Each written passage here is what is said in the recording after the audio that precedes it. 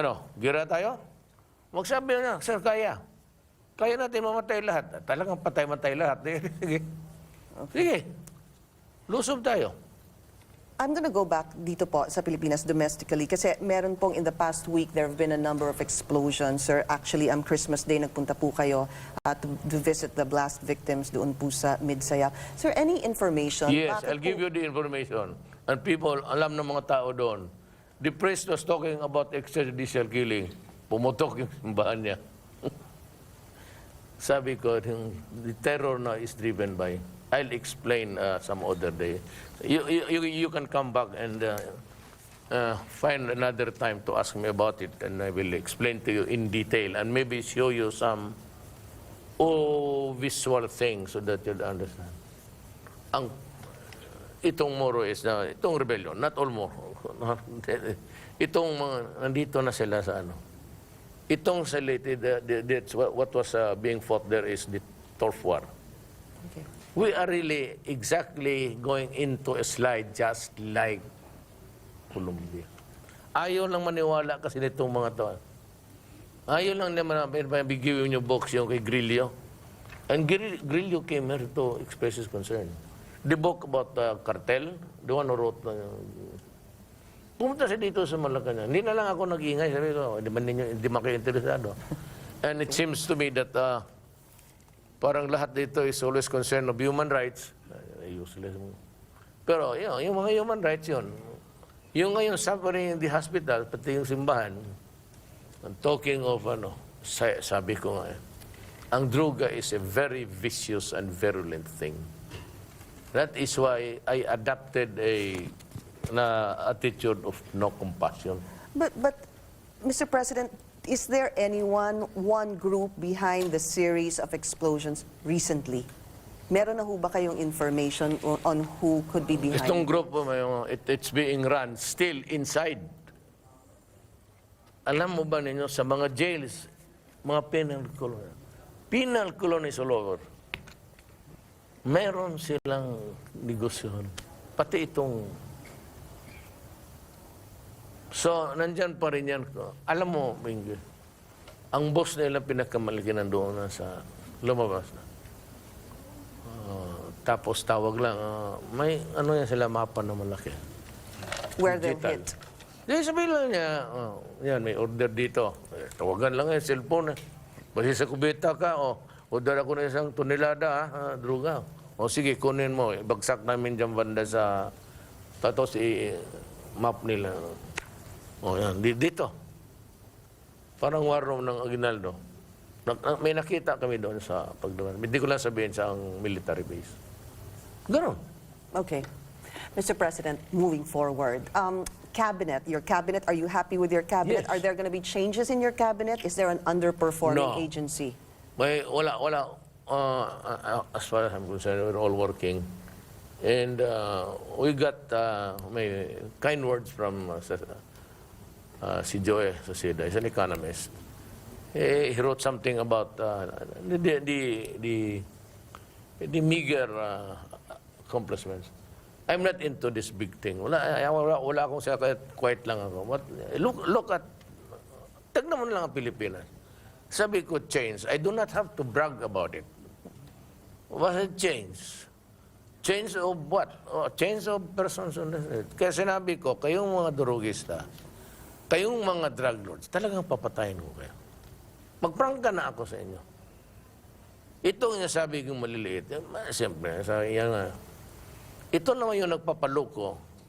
You have to have an IQ of maybe 14, 16 para pumasok ka.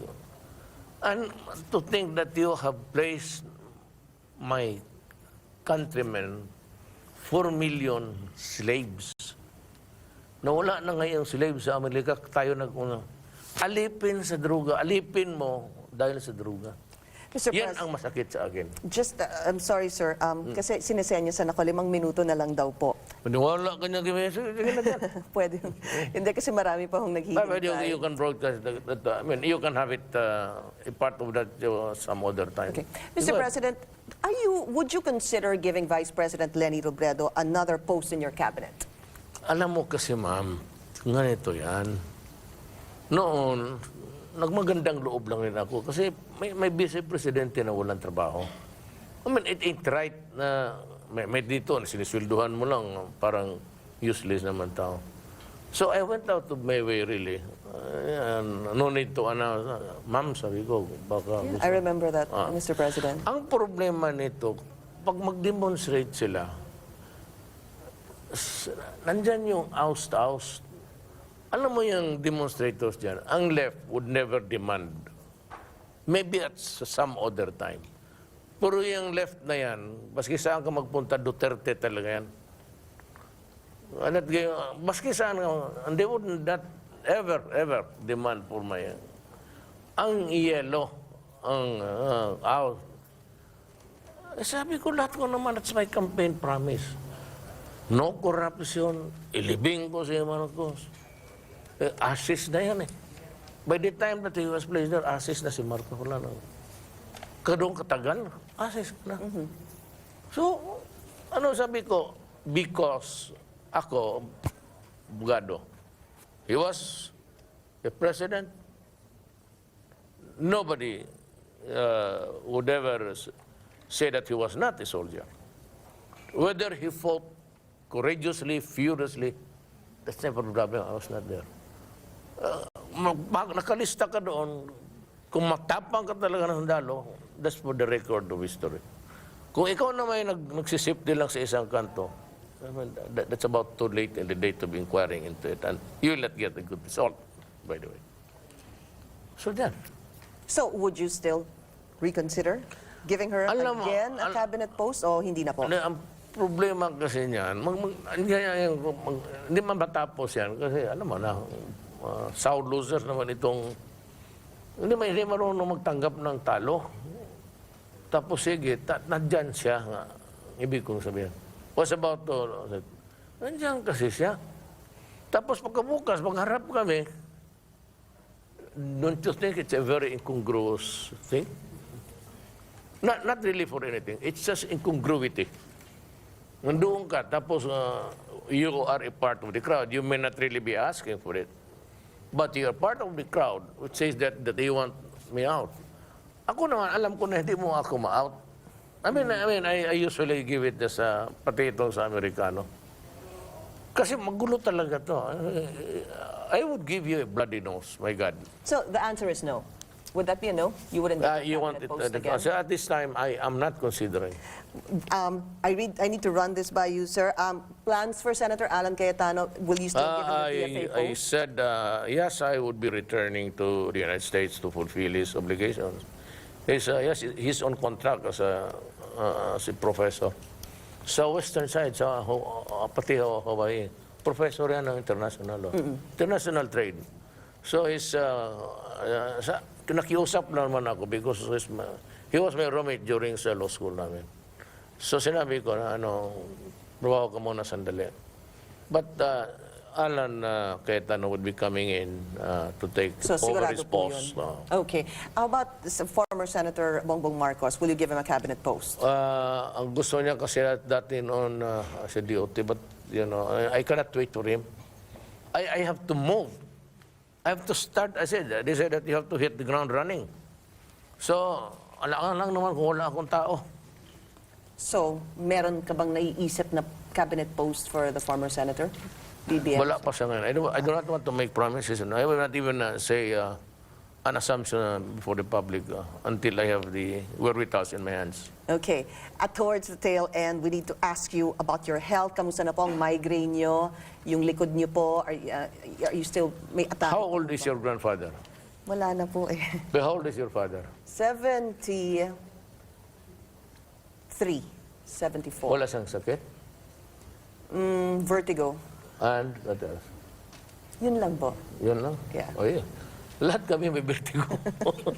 Yeah, I have vertigo too. So. Kaya, kung ano yung sakit ng lulo mo when he was 72 years old, yun ang sakit ko. Ba't baka ano naman kung ano si Duterte dying, gano'n.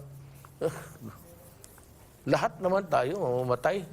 Lahat naman tao at 72 may sakit. Ang tatay ko, 56 lang nga, may sakit na eh. I outlived my father. He was 56 when he died. And a lot of medications to take every day. Ikaw, kayo ho nagsabi that you have bad migraines and you said that you take... Because of my fentanyl. spinal. Yes, yes. Ayan, I can even show you. Oh. Ito kasi sumimplang Is that ako their sa fall motor. from your fall? That was about just 3 years ago. Okay. No, the fault of the lady, gumanon bigla eh. Sinirahan niya yung but so I had to... Tapos nagkaroon ng C4. C7. Ang asawa ko kasi, nakikinig dyan sa mga doktor. Lahat ng doktor sabi, tiis na lang yung matanda na yan siya. Pag magkamali pa yung puto, gaganoon yung bukas. Ayaw eh, kasi nurse man rin. Yeah, yeah. Because sabi niya, may marami siyang nakita sa, when she was working in the United States, operations that went awry. Not expected, yung gulay na. Yeah. So, hindi na bali. Kaya ako sabi ko nagkaganon. I was very frank with it. Sabi ko ginaganon ko yan. I'm pushing. Yeah. Kaya ako nagkaganon. No. But actually, my thumb is moving. It was pressing Ito some po. nerves. Okay. But it gives me a relief. And okay, I'll give you a more or less visual. In a pain scale, I have about 2-3 every day. Noon nagpi-fentanyl ako yung bago ako na-discuss. Yeah. Yung talagang pangpatay. I used to have about 5-6 during attack. Pero ngayon, tapos nahuli ako ng doktor na yung isang talaga strip nilagay You were ko. supposed to take 1/4, pero 1/4. ginagamit niyo po isang buo. Kasi maganda ang feeling mo, wala talaga eh. Para hindi ka na disgrasya eh. Tapos nahuli ako, nagalit. Sabi niya, stop it or else you go find another doctor. So did you stop it? Wala na ako. Wala na talaga, honest. Wala na because sabi niya, may isa pa akong doktor babae, sabi niya, if you learn to live with your pain and just get accustomed to it, your threshold mo sa Tataas. tataas. Okay. Mr. President, New Year's resolution. Is there one? I just want my country peaceful and developing, not develop. That's all. Wala na akong ambisyon sa buhay. Wala na. Ano po ambisyon? Nandito na ako. Wala nga tao. Kaya pala, alam ko na ngayon kung bakit yung isang number is threaded when you are one. Because even pag uwi, mag-isa lang Mag-isa ka. Just on a light note, I read something, sir, na medyo nahihirapan kayo dun sa ginagamit ninyong tugboat. Ayan. Yung sabi nyo, Ay, medyo tingnan mo. nabibingi ka na dito sa tugboat na Hindi to. lang. Pag nasalubog niyang water lily, ayaw gumalaw. Maraming water lily dito. Is anyone going to help you out? Sabi mo, nahiya ho kayo humingi ng pera sa Kongreso para palitan man lang yung tugboat ng presidente. Ano ho? Okay pa naman. Okay lang. Paski dito noon, makita ko yung ilaw na bright as a day, tapos wala ng tao. Sabi ko, aba, sinuswerte kayo dito. Totoo pati yung sa bahay ko noon. Yung aircon pagkagabi na, sabi ko, once the night settles and gets to be a little bit cool, you shut down everything. So pagpasok ko dyan, totoo lang, lights at presidente. Pati swimming pool, wala naman ako nakikita. Sana kung may mga kaibigan ka, puntahin mo dito, kaya manood ako sila. Naka-lights on, sabi ko, sirahan mo lahat yan. And even the Christmas trees doon, maganda, sabi ko, next year. No Christmas tree there. Ang ganda eh. naman nun, Wala nga nanonood eh, wala nga bata. Mayroon sana kung may kasama ka na, naka-holding ka, ang ganda no? Wala nga Medyo bata. romantic yung Sabi ko, build it or make it somewhere else. Okay, Mr. President, I know that the other media outfits are waiting. So, thank you so much. Meron lang po kaming aabot sa inyo. I'm sure hindi nyo po alam that we had this episode po sa CNN Philippines, yung Okay. Liham kay Digong. So, nagsulat po sila ng mga, kanilang gustong iparating sa inyo. Bibigay ko na lang po ito sa inyong assistant. Galing po sa inyo. Balikan tayo, before I forget, baka isingit mo lang ito, mas mauna ito, Mia. Kasi nag-release ako, 1 week ago, 1 billion. For those having rehabilitation na community-based muna, kulang ako ng pera, magpatayo muna. So dyan, maybe under the supervision of the rural health or something. But I have 1 billion for you for medicines sa yung mga sedative while you are recovering, kung pwede pa. And I also released another 1 billion for yung mga tao ngayon na hawak-hawak na reseta ng doktor na wala kayong pambili. And next year, diretso na kayo sa ospital and they will just bill me money put to good use. Pagka wala lang corruption. Sabi ko itong sa the typhoon victims, as long as there is no corruption and the money is really is spent the way it was supposed to be budgeted, help will come.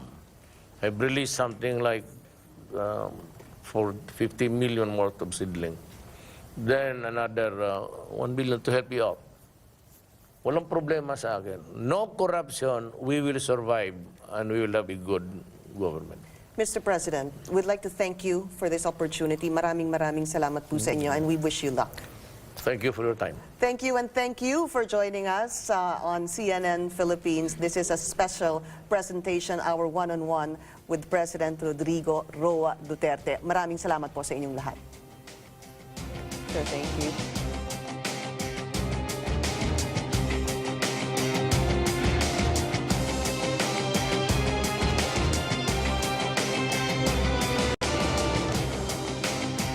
That was our senior anchor and correspondent Pinky Webb with his one-on-one interview with President Rodrigo Duterte, first on CNN Philippines.